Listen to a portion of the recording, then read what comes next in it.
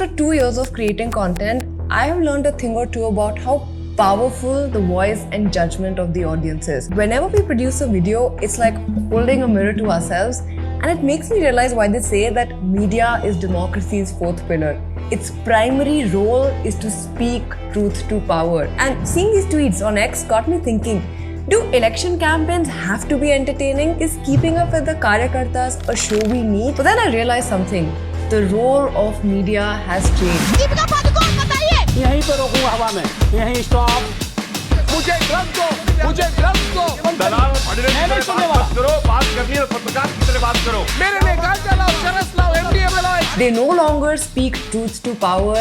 They now manufacture the truth. Now, you think that's an offensive statement? Let me present a few facts around this. 103 crores was spent just between December to March on political ads according to one Meta and Google estimate. From 2019 to 2023, BJP alone spent 33 crores, which is 10% of all the money that advertisers spend to run Facebook ads in India. If you look at the chart, you'll notice that the other parties aren't too far behind. And if ad spends are not shocking enough, the ongoing general elections are dubbed as the influencer election. तो आप कितना ध्यान मतलब thumbnail वगैरह या channel का analytics ये सब पे ध्यान देते हो आप या नहीं? But are politicians running these ads?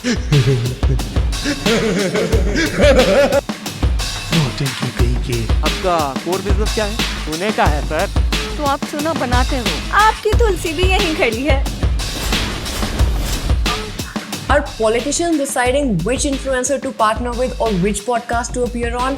Are you planning to get married anytime soon? No marriage on the cards. Why are you doing this podcast today?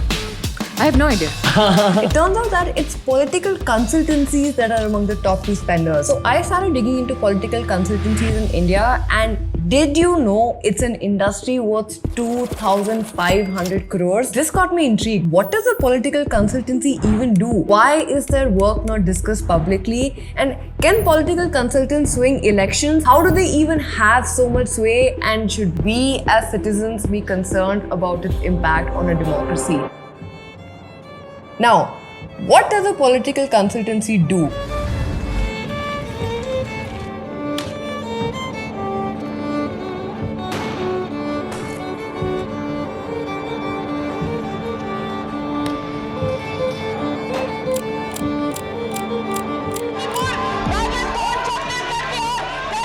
They monetize political chaos.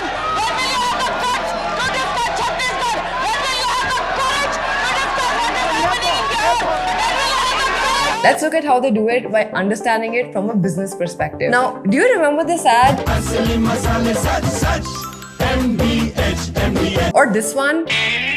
Washing powder Nirma, washing powder Nirma. So these jingles are consistently used by brands. And the thing to note here is that consistently using these jingles helps the brand create a brand association and recall between an emotion and the advertised product. Here's another example of this. You recall this guy from Trivago? Hotel?